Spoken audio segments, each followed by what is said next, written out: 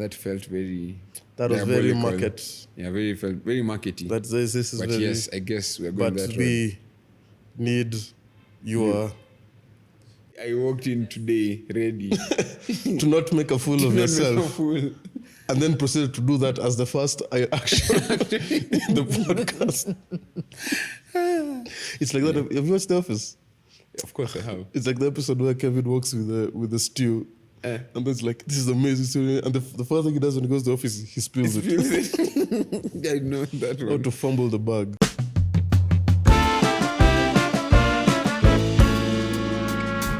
Hello everyone, and welcome to this month's edition of the My Tech Story Roundtable, Tech Roundtable. Today we're just the boys. It's Dominic and I, and we have a lot to cover. As you all know, we've just come from. I say we as if we live in the US, but yeah, unless you live under a rock, you live under a rock, you know that the most important country in the world just had their elections, and Trump is now president-elect of the United States, and that really means a lot when it comes to the tech world, and more than just the tech world, geopolitics and all. But here we want to cover a few topics. And so don't be shocked when a lot of the things that we discussed today center around the election and its aftermath. But we hope you'll have a great time. And we can just step to the straight story. Yeah, let's go. Let's get into it. How are you feeling today? I'm feeling very cold, very ready. I am... Cold metaphorically or just... Stone cold. Wake up every day feeling cold. Anyway, but dude, I'm actually feeling really good. It's been a very restful week for me. So... yeah, happy to just jump into the dockets, man. Like, just happy to jump in. And yeah, let's see how it goes. Let's see how it goes. We jump on to our first story, which has to do with the post-election. There's been an interesting observation with how the two candidates, Donald Trump and Kamala Harris, went about their campaigns. And we want to zero in on their use of podcasts. We noted that Trump went to visit around 14 podcasts and gained around 1.4 million views on YouTube. I think at the time of this recording or during our research. And we also noted that Kamala went on about 5 podcasts and got about 5 million views. And so I wanted to pick your brain on what you noted to be a difference in their strategies with regards to long-form content and how they reach their users. So what do you think? Yeah, so I think this is one of those things that was very interesting for me from the get-go. Mm-hmm. Just how each of the different candidates chose to employ long-form podcast formats as part of, like, as an integral part of their elections, like the election campaigns. So let's just break it down very smoothly. Trump went to a bunch of big podcasts that many people know. He went to like the Joe Rogan Experience. He did Lex Fridman. Yeah. He did Olin. I know we both love Olin. The Flagrant. The Flagrant. He did Ben Shapiro. He went to Logan Paul's podcast as well. Mm-hmm. And then Kamala also went to like a bunch of podcasts, but the biggest one I think that had like the highest viewership was like Club Shay Shay. But she also did Call Me Daddy, which was quite interesting because one of the things that she did was literally have the podcast host go and set up her set, like where she was on the campaign trail. And I thought that was quite interesting. So there's a couple of things that stood out to me. One, I feel like this election was a deep stamp on like just the general audience, showing that there's a tangible move from traditional media to like what I'd say is new media. And new media is very interesting because now, like you see, like these long form podcasts like really lower down that manic experience that many people usually have in, especially like a lot of this political discourse. Because you go in for like, you go for Joe Rogan, there's no level of preparation for a Joe Rogan experience. You're going for 3 hours with a conversation with a guy who can take this conversation any direction. He's not trying to achieve any goal. He's just trying to get to know someone and have like cover as much ground as possible in as much time as possible. It's not even really clear cut that it should be like 3 hours or 2 hours or 1 hour. He just takes the conversation whichever which way. Let me ask you a question. Do you think it's more the choice of going the podcast route or more so the kind of podcast? Because, there's so many podcasts for every kind of person. But what I'd observed to be something that's more consistent amongst the podcast that they visited was that there's that sense of perhaps it's a bit brushed, a bit more genuine, like the authenticity. Yeah, it felt more authentic. So could it be more that he targeted, he used podcasts that felt more authentic? And then the second question that I also want to hear from you is, do you think, is it that going to the podcast opened him up to more voters, or is it more that going to those podcasts added an aspect of, it's not like he's bringing more voters, but it's like just cementing the call to action for people who perhaps were not that politically engaged to would have voted for him, but weren't that interested in voting, but would, from seeing the podcast, got that bit of action, that boost to go to the polls? I think there's like a couple of things that are at least very clear in my mind. So the first thing I'd say is, like, there's a whole case to be made on relatability about going to a podcast and kind of losing off your, how do I say this, like your political pedicure. When somebody goes for like a political interview with just the normal news station, like they already have their points prepped. They already have everything prepped. But Trump was like a Trump Barbie. Like he was a convict. Like he related with so many people, and he was literally going to the creator's podcast.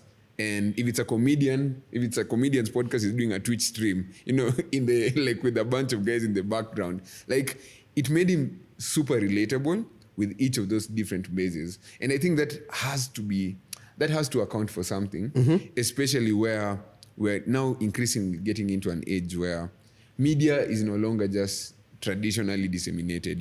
There's a lot more people with loud established voices. So there's also a case to be made for, like, you go for guys with really established audiences, but very deep niches. And you don't try and bring in like your prep work to those centers. You go and just flow with the flow of that particular creator, and that's how you relate with the base that they already are addressing. So I think that was probably one of the biggest strategies. And one of the things that actually came to mind, and I think we mentioned it even just briefly, how it would be so interesting how, like 4 years ago, to think of even a Kenyan president going for a long form 3-hour like Interview, content, podcast, interview, it's almost like unheard of. But the fact that is such a reality right now, and let me give you one more statistic that's a bit interesting. There's like on YouTube, there's like over 16 hours of Trump just going into topics. And there's less than 3 hours of Kamala going into topics. On long form conversations, when you accumulate all the airtime that he's done. And I think 16 hours like is enough to cut through the noise that any news channel can say about, oh, this person is of this character. You just go and listen to him talking about. But are people listening to the 16 hours though? No, but you see, you might have had like the 2 hours with one particular creator who you relate with, and that is enough for you. It's enough for you to form a basis or to form an opinion of someone. Outside of now the small, in between, flashy, catchy news bylines that just happen every time. So, okay, so that's interesting. Let me ask you: do you think this is actually warranted?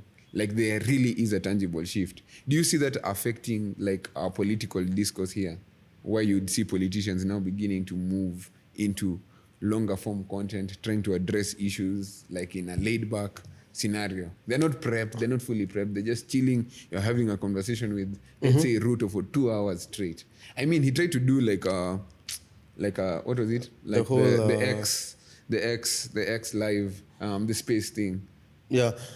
I think perhaps not to the extent with which we are seeing in the US, but I think it's much more likely that people are waking up to the fact that their voters and their audience, one, can be activated through these online campaigns. And by campaign I mean as you've said, where you go to where the audience likely is. So you're much more likely to see a lot of more, like you said, here in Twitter Spaces, having those discussions there. And it just becomes one of those forces where you have to play the game, whether you want to or not. it's like Google search and you having SEO. Whether you like it or not, it doesn't matter. It's now it's becoming so dominant that you must play this game. So we perhaps not to the same extent as you said in the US, because I mean you can't beat like a Joe Rogan Experience kind of viewership, but even in whatever local context that the voters will tend to find themselves, or whatever is their Joe Rogan, is their authentic place that they go for, either opinions or news, or just to hear people speak. Politics will be pushed into that realm, whether they want or not.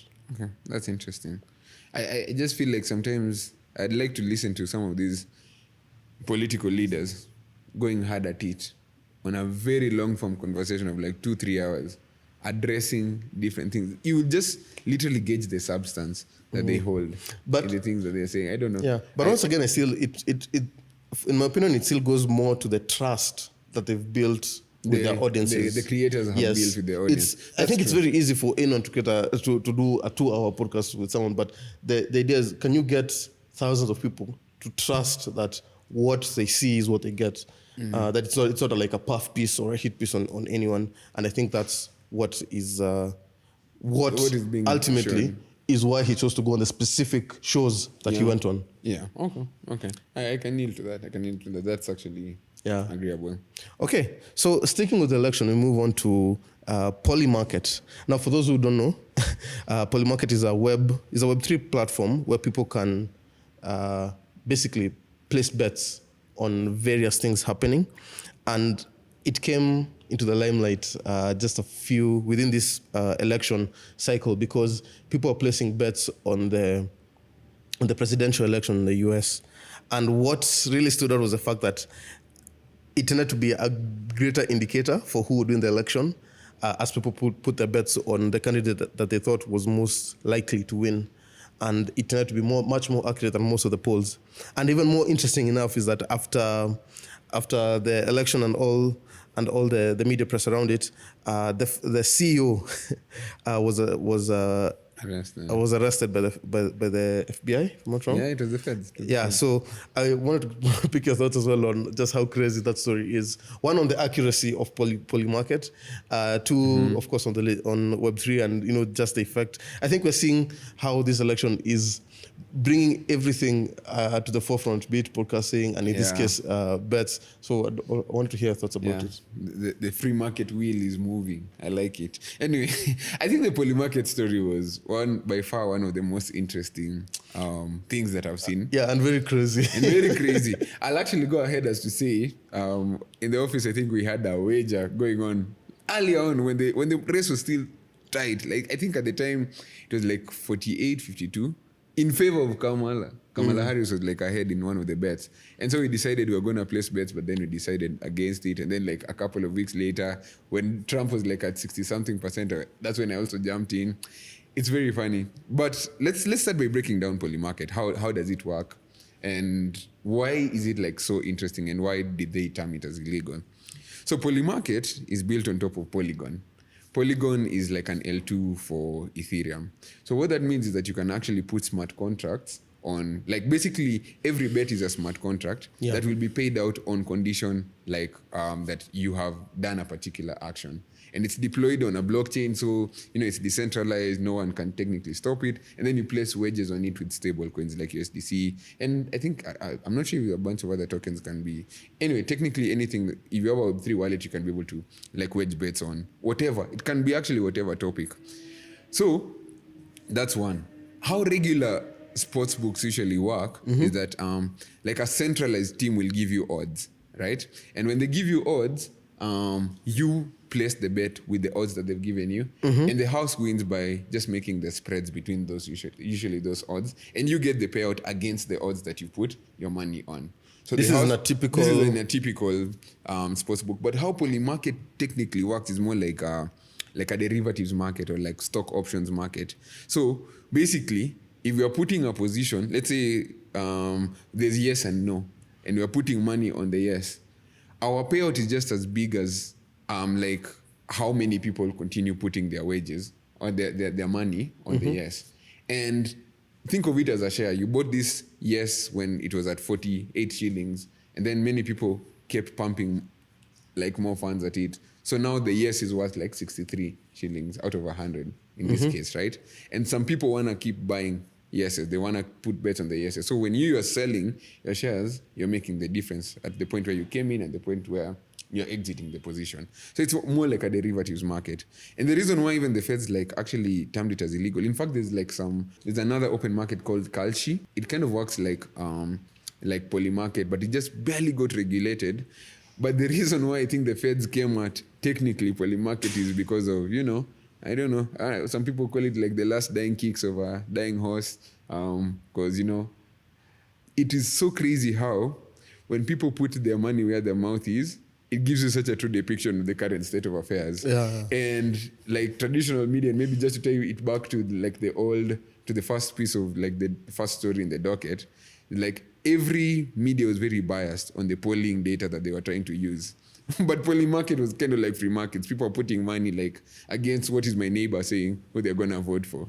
And it's just very commonsensical, knowledge of the crowd type of betting. Like, hey, if my grandma is saying they're going to vote for Trump, let me just put a bet on Trump. And just like that, it became a very continuous, consistent poll, as it were, of really where the current state of the US was leading up into the elections. And I think that was a very, very funny contrast. Yeah, I think for me, what I found interesting, and I think many of our viewers might do, because we're all in this startup or tech space, or you're in business and trying to do something, is the aspect of share of revealed preferences. And so there was an interesting story that came around, that story of a guy, I think from France, who put in 40 million betting on Trump. And the reason he shared, the reason as to why he made that bet and was so confident, was he looked at the polls. And of course, in the polls, people are being asked, who will you vote for? And everyone would say, I'm voting for Trump, or I'm voting for Harris. And he wasn't too certain that was accurate, because people lie. If I feel I'm at pressure to, if perhaps all my friends are voting for Trump, or even my family voting for Harris, I might want openly to say that this is what I'm doing, but in private do something else. So instead, there was another part of the poll where people were being asked, what do you think your neighbor will vote for? Who do you think your neighbor will vote for? And I think he saw that overwhelmingly most people would say that their neighbor would vote for Trump. And for him, it was an indicator that, hey, it was a much more objective question. It showed the actual preference of people with regards to how they thought the wind was blowing. So not how I feel or what I'm willing to say openly, but how I think things actually are on the ground. Because once you detach yourself, and there's no risk towards me saying, I'm voting A or B because I'm being asked to say how my neighbor is voting. Most people are much more willing to say, hey, I think people will vote for Trump. And that ended up to be more true. So even for us in business, we have to think about, there are the things that our customers say. There are things that our customers will say. There are options that they'll say, I'm willing to buy your product, but that might not be the real preference. That might be, you need to look for the revealed preferences. You might need to find out through proxies. For example, instead of ask someone, are you willing to pay for this product? You probably ask them, is $5 too much? Now, if they're not willing to pay for it, $5 is definitely too much. But if they are, perhaps they might say, it's reasonable, and maybe they're actually going to pay more. So that's what I thought. There's something else to be added, and maybe this is just some nuance to kind of keep in mind, When something is open in public, we can't just always assume it's the best intentions, that it's the free market that voted. There could be some bad players. And I think actually part of the case against the Polymarket CEO is that there was some pump and dump type of schemes that were happening. Because at some point that bet wager was like at around $3.6 billion in transactional volume. That's the money that flowed in and out of those bets. But the actual bets was 1.7 like 1 point something. But no, that's the thing. The point is, because it's free and anyone can participate in it, anyone with enough resources can just go and sway the public opinion by just pumping in enough. And it happens every time with the degens in crypto, and we see it every time with all these pump and dump schemes. So it's also kind of something to keep in mind. But that said, I mean, the noise and the signal, like the signal was too strong still. Okay. And that's like maybe the balance that you just kind of have to hold in your head. So switching gears to more tech stuff as well. So very recently, following the death of the Cash App founder, we thought it would be very interesting to dive into like the effect that founder-led companies have like on the growth and the life of a particular company. And I thought this is something that is very near and dear to like our hearts, and definitely something that we want to start getting into. And we've been constantly talking about it in different points as we're doing both our startups, as we're doing, the different, like as our career trajectory has been going. Yeah. So yeah, Evans, let's just kind of get into it. Like, what impact do you think founders have, like on a deep level, on just the growth and how the turbulence of a company goes? Yeah, I think there's a kind of an unspoken factor that a founder tends to bring, and this is for better or for worse. I'm not telling like it as it's a double-edged sword. Yeah. But what that means, what that translates for me is, if you land on the right side of the coin and you stick with your founder, it's much more likely that you'll see a lot of growth. There's an aspect towards culture as well that can't really be defined, but it is embodied in how the company builds its products. I think the quintessential example of this would be Apple. Apple, yeah. The fact that we've seen in their history how they started with Steve Jobs or making products. It's like he became too extreme and so was kicked out, and that dovetailed into that season of decline, and then bringing him back brought Apple to a point where they'd never been before, and now post his death someone else has taken over, and they seem to be doing, of course, much better than they were even during his time. But there's that unspoken aspect of his eccentricism and how the expectations that he had, the vision that he had, which is something that's always understated, that in any business, it's often the vision of the one at the top, of the founder, that everyone else is trying to buy, and they're trying to buy into. And so I remember when you and I were working on a business around 2019 or so. Yeah. It was at that time when the biggest word in tech was Amazon. And I remember one bold claim prediction that was made by someone we followed a lot, especially at that time, Scott Galloway. We said Apple will be the first $1 trillion company, but Amazon will be the first $2 trillion company, because there was this zeal that was quite evident in Amazon that they were going to be the head of scale in almost every business. They got into the streaming business with, I think, a much bigger budget than even Netflix, who's the biggest player at the time. And it just didn't seem that anything could go wrong. They had one of the greatest acquisitions. Was it of Whole Foods? Whole Foods. At the time. And you could just see them left, right, and center, and they were eyeing for every single... They were firing on all cylinders. And yet, right now, when we talk about Amazon, I mean, they're not small in any way, but in comparison to the expectations that people had at the time, just a few years back, we tend to wonder what changed, and not much about the business has seemed to change, except for the glaring reason that the founder and the CEO left. And I think he took with him, and that aspect, that zeal to be the leader on every front. I might be wrong, but I think we see often in so many cases where there's an unquantifiable sense of culture or zeal that tends to live when the founder is either kicked off or leaves. But one thing to also kind of highlight is, I think there's a very strong sense of how the founder gets a company to a certain scale. But it doesn't always speak to how the company should proceed from that point of scale. I think there was a big issue with, even with Microsoft and how they transitioned from Gates to Ballmer and eventually to Satya Nadella, who's in many ways very much like Bill Gates on a technical level and more engineering focused, but also very visionary in terms of just the verticals that Microsoft has become super dominant in. Cloud, when you're thinking about just the scale at which it's not only just on a technical level but also on a visionary level. Yeah. So it's like a double sword in the sense where you have to look at the company's life cycle, like where they are in their life cycle, where they are definitely like founder led and need to be like core, like founder led to the core. And then when you look at other companies, like when companies are transitioning from like being founder led, most of the time they're putting like these corporate CEO figureheads who are not technically the vision bearers of the company, and everyone knows that it's still the founders who are literally calling the shots behind it. Like you can say the same about companies like SpaceX. SpaceX has a CEO, but really everyone knows that Elon is still the visionary behind it, and he still gets to motivate the team behind occupying Mars as the grand vision.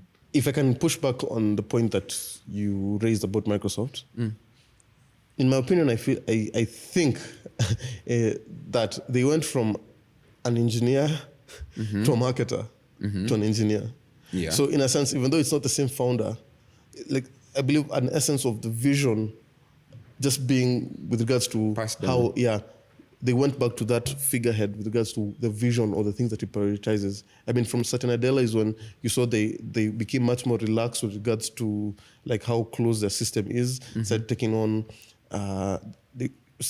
things like hosting Linux on their servers, became more open source. And I think it is that engineer focus kind of strategy that also brought them back to a point where, they started seeing that jump in success. And if you really think about it, especially on the engineering side, a lot of our tools are actually just provided by Microsoft. Be it GitHub to Copilot, to Azure Cloud, but okay. So what I can agree on is that on a generic rule of thumb, there's that whole aspect of being founder led, and that vision definitely seeping through, even through the posterity of the guys who lead. But nuance still needs to be applied, like on a company by company level. Basis. Because I mean there's some like look at GoPro. Like GoPro's founder was too in love with his vision. The insistence to stick with the founder worked to their detriment. Exactly. Yeah. And on the other side, we have Jensen Huang with NVIDIA. Who's like now stuck with NVIDIA, and now they're like, stonks go brr every day. Yeah. All this to say, when I guess when you're joining a company or buying into a company, you really have to take a good look at the founder and ask yourself, am I willing to bet on this person all the way? Because a lot of the success or failure really boils down to the person at the top. Continuing to move forward. Well, there's some interesting news, especially for the tech lovers, I think, with regards to Mozilla. And it's kind of brought in this whole idea of what you're calling the enthusiast dilemma. So the Mozilla Foundation recently announced that they'd be laying off their staff. I think it's around 120, which would be a very sizable chunk actually of the Mozilla Foundation. And they are now looking to also add advertising as a key revenue stream for them. And this is in light of the antitrust lawsuit, I think, in the EU against Google, that could now see them cease paying for sports as the default search engines in most of these browsers, now including Firefox and the likes, right? So there's a very key fundamental question, especially with regards to Mozilla. How do companies that usually target a very enthusiast audience begin to break out of that mold, or fail to break out of that mold of just growing at every scale and staying with that enthusiast cohort that they are? And maybe we can start with Mozilla as a very strong case study, and maybe bring in companies like OnePlus to address the same. So what do you think on that one? Yeah, I'd read this story because of just how interesting I found it was. Mozilla has been there for the longest time. Oh yeah, and so my gosh. I think every developer a huge part, MDN, MDN docs is what you read about everywhere. Yeah, that's why we all go to read our documentation on JavaScript, and especially JavaScript. Yeah, and it's so surprising to me, or it's so sad, if I can use that term, that companies that have been a mainstay in terms of tech and their dominance, even culturally, to be honest, would still be in such a point where, in the case of Mozilla, a huge part of the revenue is coming from payments to set another company as the default browser. I believe before it was Yahoo, and of course now it's Google. And the thing about Mozilla, and the reason why we call it an enthusiast organization, is that their product tended to be marketed or designed to appeal to a narrow range of customers who would be very a narrow but vibrant range of customers. And what do you mean by this? Mozilla is open source. And they champion a lot of open source causes. They've always been, against, things such as advertising, like feeling very like pro-consumer. Yeah. But that was also their undoing, in the sense that the people who loved the product, the people who wanted the open source, support it with, like, would donations. not be the people supporting it via donations. Yeah. And so you're in this spot where you can't make a change that would get you more money, because you would upset the very people who have gotten you to where you are currently. Yeah. But at the same time, you can't continue with the status quo because you're going to be run out of the market. You're going to run out of the market. And so, as I thought about that, I thought about another company which I think towed that line quite just on the quite Mozilla well. thing. There's a couple of things to actually clarify there. Just to add on to it, by the way. One, Mozilla got a new CEO this year. Right? Yeah. Their cash position isn't really bad, and I think maybe you can fact check me on the actual financials. But if Mozilla stopped making money today, they could run for 3 years without any revenue. That's actually a very important point to highlight. But donations, which is which ideally should have been what was contributing the bulk of the revenue for Mozilla, is a blip of pretty much where they're making their money. The majority of their money was actually because of Google and Google paying to be the default search engine on Mozilla. And now with the antitrust, unless now Mozilla can sell to other search providers like Bing or I don't know if DuckDuckGo will pay the big bucks as well. But it should be now open season for them to be able to bring in. So I think as a business, they can still be able to have a significantly huge chunk. But the fact that now they're going to be, they did an acquisition for an ad business earlier this year. And that was already indicative of where they were headed. Because even the CEO came out and said, okay, we're going to start going into the ads business. And I think for Mozilla diehards, the MDN diehards and all those guys who love Mozilla, it's like a sucker punch in some sense. Where now, this whole company doesn't quote unquote represent the open source movement, the way people always associated Mozilla with it. So it's a very interesting dynamic. And I think on my part, Mozilla is one of those guys who took too long to make that change. And so it's more brutal right now. Yeah, and they've also been trying to work on a few other products. For example, they have their own VPN. But the VPN is doing okay. It has some revenue, but then they've tried a bunch that really... it's now they're throwing, Yeah, but they've been mimicking. They've always been keeping up. They see a password. Now, most browsers are coming with password managers. They try to build a password manager. And I think a bunch of other tools that are supposed to be integrated. But I would even say, I would argue against it being very innovative, but more just trying to keep up. Yeah, it's more reactive than innovative. Yeah. Now, the other organization that I thought would be interesting for our viewers to think about is OnePlus, and I think. Maybe for some of them, they were there when the first OnePlus was coming. OnePlus was launched, and it was so interesting because when they came out, they had a very clear statement. We are the flagship killer. Yeah. Every spec that you get on a Samsung or the top end Samsung or iPhones and Huawei's and all that, you will get it on OnePlus, but you'll get it at half the cost. And with every year, we saw them increase the price. Every single year. But see, everyone already associated OnePlus with. Yes. These guys are the flagship killers. Yes. These guys are the ones giving us they were the always half trying price. that line of they make it a bit, of course it's still top end specifications on their phones, so people were excited for the device itself, but there was always that bit of is it really a flagship killer anymore if it's now $100 more? And then the next day it's another $100. But by the time they got to the point where a OnePlus costs the same as a Samsung, they had already started curating a very huge audience of people who are not enthusiasts, people who are not there because it's a flagship killer. Yeah, but because they like the and OnePlus I think it was intentional on their part. They knew that the enthusiasts would not be able to sustain their business. Yeah. Eventually, you have to go mainstream, and at the mainstream, people, you can't. You can't overfit for a very Yes. small niche. Yes. It's actually funny because the founder of OnePlus, OnePlus, I think most people know, it's under the BBK group, which also controls a lot of the factors of production of things like Pocophone and Oppo and a bunch of other phones. So it's very, I mean, not to like bash on them, but I mean, when you get a good Oppo and a OnePlus, it's more or less the same thing and more or less the same price. Yeah. But the funny thing is that, in my opinion, the founder of OnePlus just went and replicated the same model with the nothing phone. Eventually, they're gonna, like, they start off differentiated, appeal to a very core audience, cultic audience, and then eventually, with every other passing iteration, become more and more mainstream. But in my opinion, that's such a successful transition of getting out of the enthusiast circle. And I think it's actually a note to many founders to actually think of business approach in that sense. And it's typical. You remember that curve of adoption, like early adopters and everything. They're not gonna be many. The customers who get you who give you your notoriety at the start are probably not going to be the ones, the mainstream ones, who will get you, who will take your business to the next stage. So you still have to think about that next batch of customers, what really matters to them.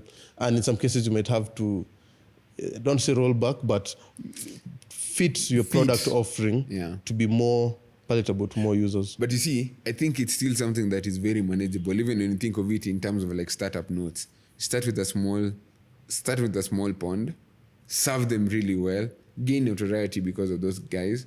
They give you distribution, they give you organic growth, and then your pond becomes bigger, but you still now have a much bigger scale of people to feed. But no, I think it brings in the conversation of things like horizontal assortments, You have this thing that caters for this segment, and then you have this product that caters for a wider segment, and so on and so forth. You're almost becoming all things to all men, depending on like the nature of your startup. Yeah, it just occurred to me of perhaps what would be another example, maybe not in exactly the same way, but I just thought about Tesla and how with each stage, they were clearly trying to expand the segment. Their segment. They started with like hypercar. They started with first proving that electric cars can be fast with the Roadster, where they just fitted I think it's a Lotus with an electric motor, just to prove, hey, we can actually make very fast. Yes, like electric vehicles are not for nerds.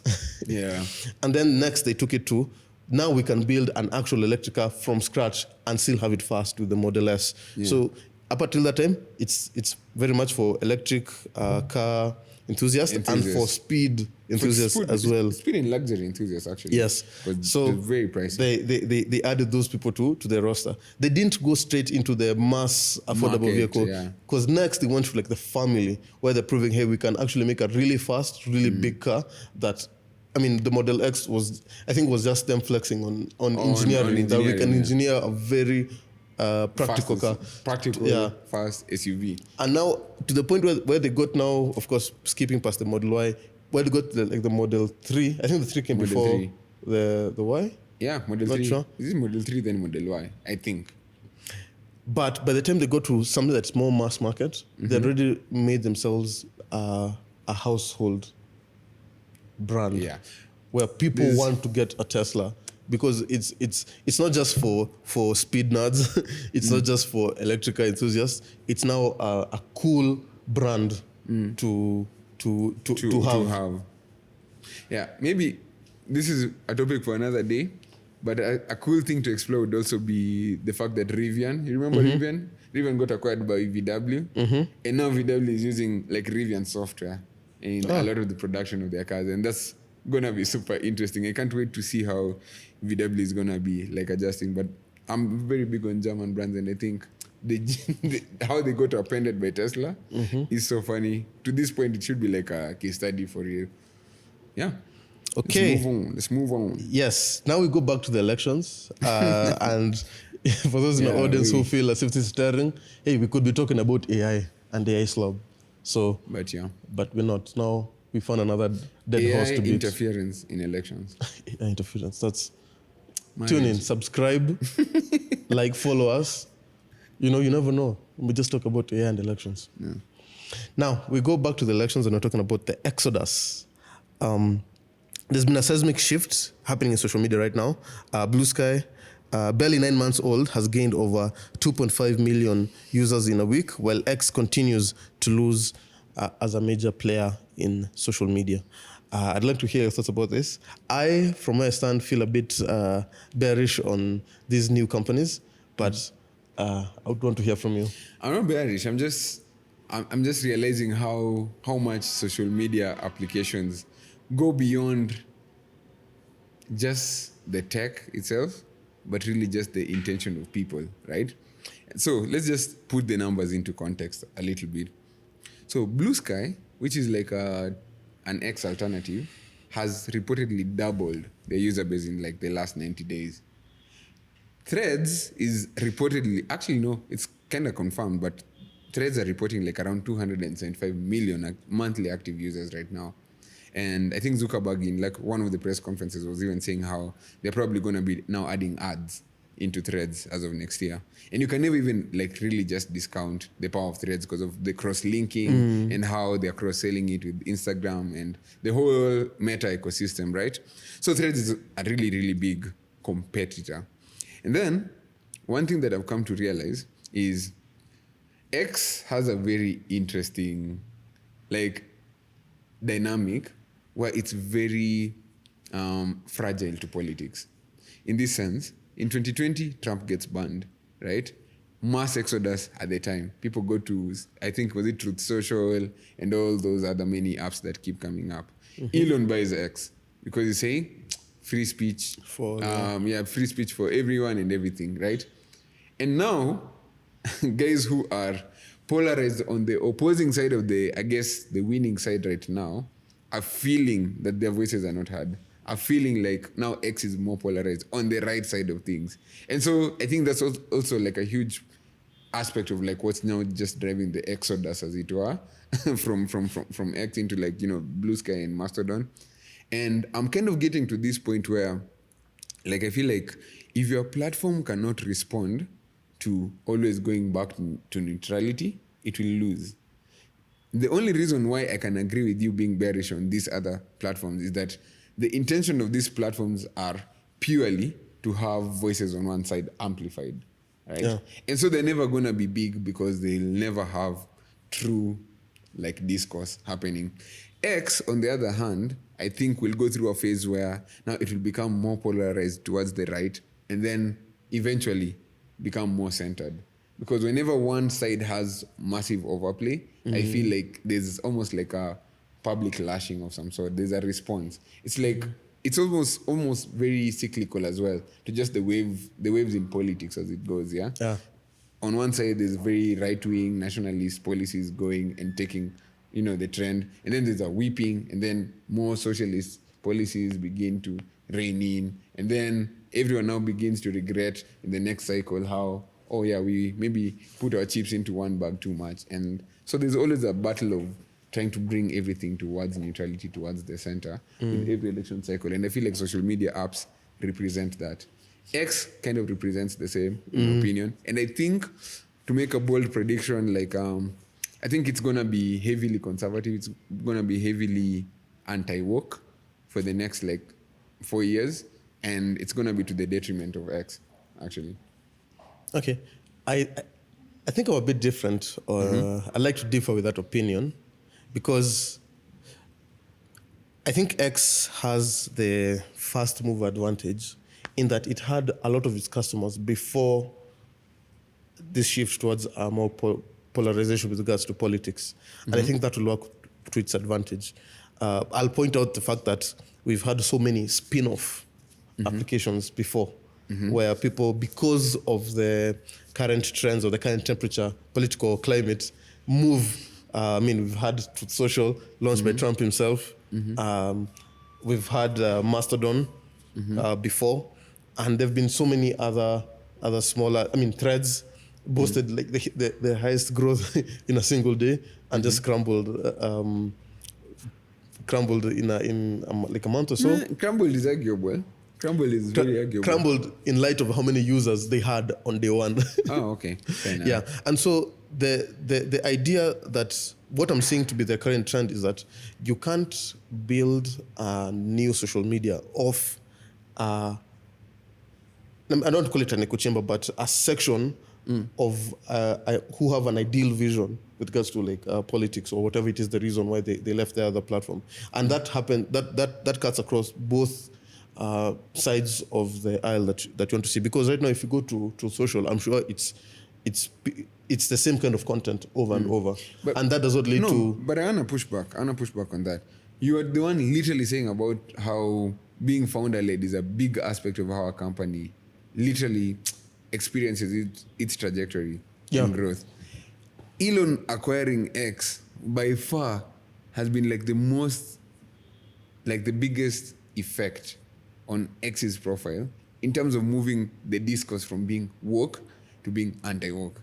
And many might argue, and I mean, it's like, I mean, we can go and take out debates and everything, but many might argue it's because of Elon Musk buying X, getting his views out there, getting more distribution for his views, getting Trump back onto the platform, Alex Jones and all those guys who are like, hey, fringe, let's just call them fringe, back on the platform, that the discourse has almost shifted. Right, and it's no strange thing when you start seeing like the big left-leaning celebrities and everyone like. The thing is, if I go on social media and get the exact same kind of content over and over. No. My question to you is: are you saying that X is immune? Not immune. I just think of all of these companies, it will weather this storm much better because it has had a much more diverse user base for the longest time. And it's much more. So I would argue against it. Here's the thing. I'd actually argue against that. Okay, let me make this case. Okay. I think if you go to a platform and you're always getting the exact same kind of content, then that would, in the long run, tend to hurt the platform. So the thing that I see with something like social is that you're much more likely to see the exact kind of posts from the exact kind of people, and I think that will also apply for these other platforms because the nature of the people that they brought in was because of a political bias or political vision leaning that they have, a leaning that they have. And so it's much more likely that as people interact with it more and more, they get to see that we're just saying the same thing over and over. Yeah. You see, the beauty of a place like YouTube is that I can see a political post right now, followed by comedy, followed by action, followed by racing. It keeps the platform fresh, the variety. And so I think Twitter has that, or rather X has that going for it because, like I said, it had so many users long before the whole polarization became a thing. And let's not also downplay the fact of network effects. You might be the no one wants to be the leader, you want to be the king of the hill when the hill is much bigger, encompasses a lot more people. But if you're in a place where all of you all have the exact same opinions. So even standing out, even trying to gain a following, doesn't matter much in such a place. Because you're just addressing the exact same people, the exact same echo chamber. So that's why I think that's a valid one.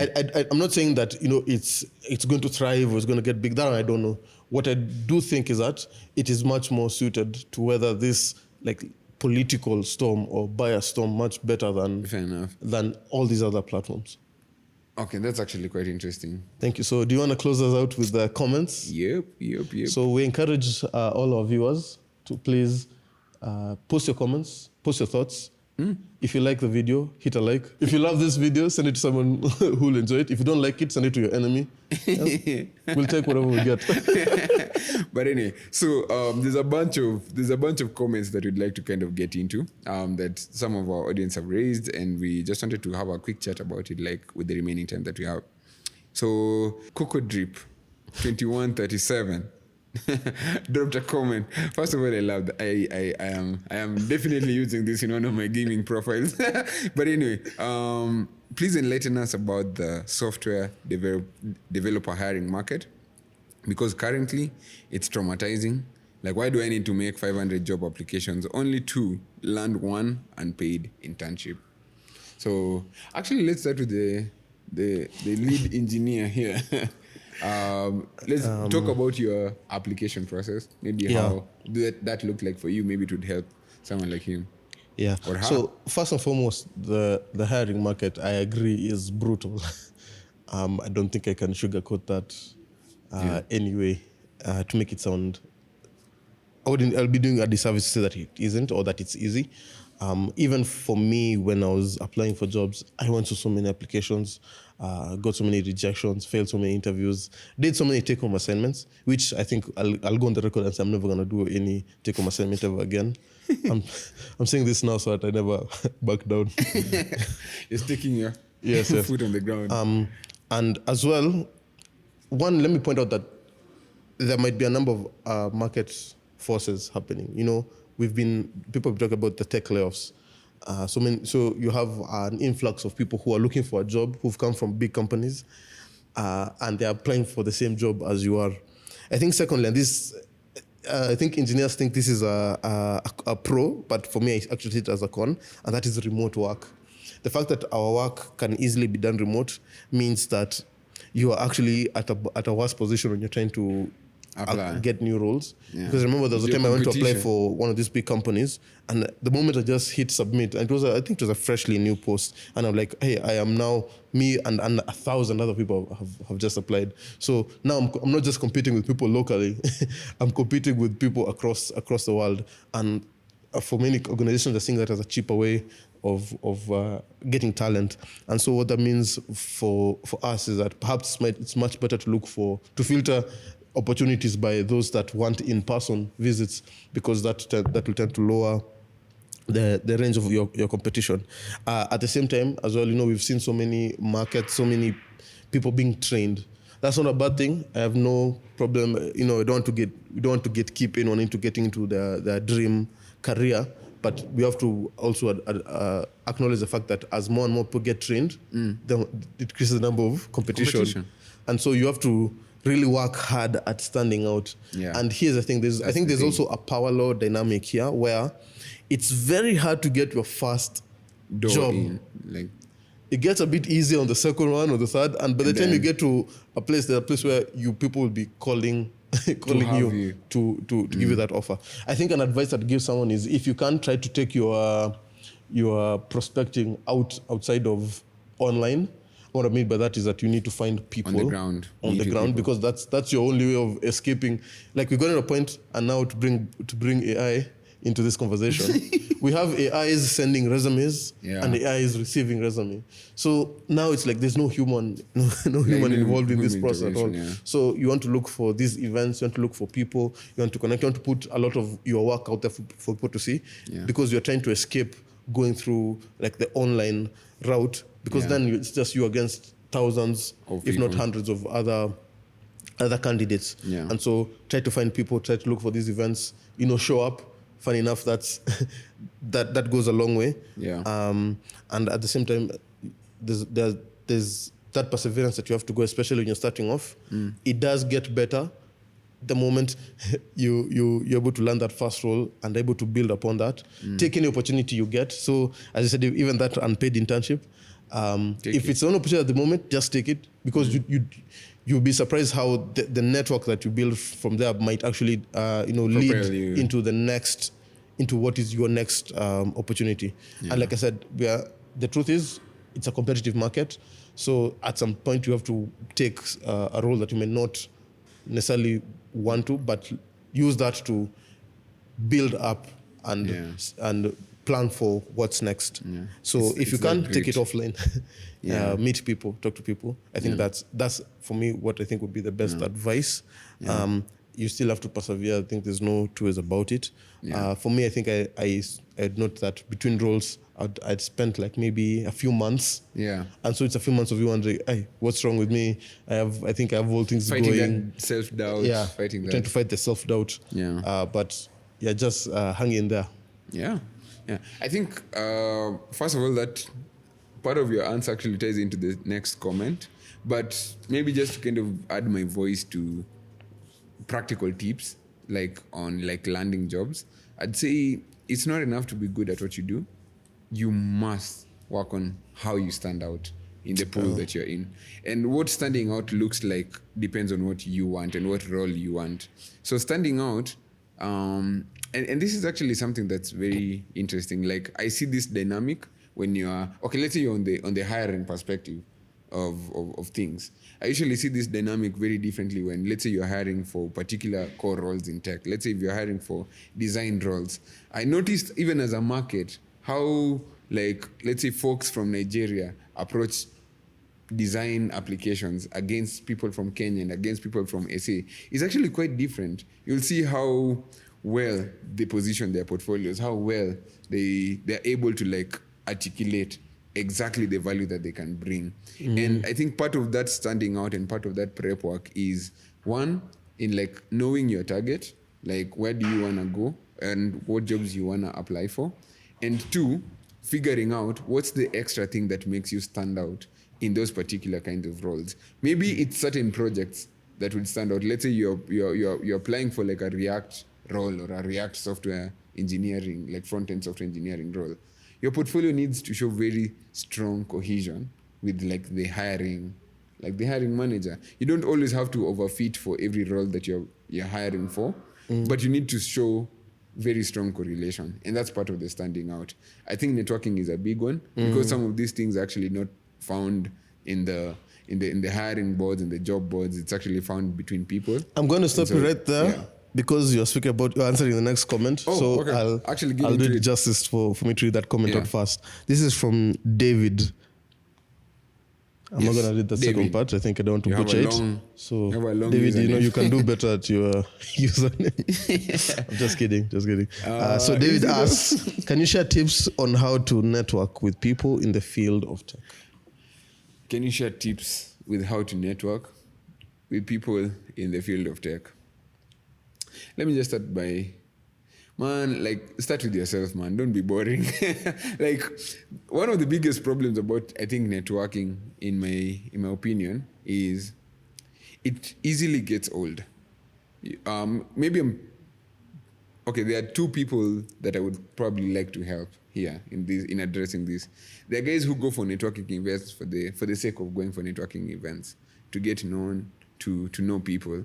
Knowing people is one thing, but really being known for somebody who's really passionate about a particular topic, about a particular issue, I think is of greater importance, because when you network, the biggest goal that you want to at least project is like being an authoritative thought leader in a space or in a field or in a domain that you're very well versed with. And I think that makes networking efforts very beneficial. I think when you're going for networking, one of the biggest problems about networking is that people do not really size the audience of the guys they're going to meet in that particular meetup. And so you actually get out of that networking event without any tangible benefit. Because, like, hey, let's say you're going for a tech mixer. Let's say this is a fintech tech mixer. And you know, this number of companies, these are the guys who are sponsoring, and these are the kinds of people who are going to be there. And you particularly know 3 or 4 people. What would be a very fruitful conversation with these 3 or 4 people about maybe a particular thing like fintech? Or you could be like, hey, have you guys noted, let's say there's a regulation that's been passed, and it's very interesting, and you can be able to easily and quickly connect with somebody who you would say was in your quote-unquote target list, as it were. And so if you want to network effectively, I'd say prepare in advance with regards to who are the kinds of people you want to meet and what are the kinds of conversations you want to engage in. Unfortunately, this is like now Noob 101. Like, everyone who's usually doing a networking event is already prepped for the audience that they're going to be. Everyone who's hosting a particular event has an agenda. And just you kind of having that grasping in your mind is going to make your networking efforts a lot more fruitful. And so, yeah, prepare well. Don't just go for meetups without being prepared for it. Thank you, Dominic. And that is it for this episode of the My Tech Story Roundtable. Yeah, was an interesting. We've been your hosts, and we've truly enjoyed sharing this story. Please, again, share your comments and let us know what you think about the topics that we raised. We'd love to hear your opinions. Yeah. And let us know if there are other topics you'd want us to cover in the future. We're always looking to increase our scope and to serve you, our viewers, with better content. That felt very... That was very market. Yeah, very markety. But this is but very... yes, I guess we're going that road. But we need your... Yes. Comments. When you don't like it, you see that subscribe button there. Just tap on that one. If you don't like our content, hit subscribe. Never know, something might happen. Man, cheers, guys. See you guys.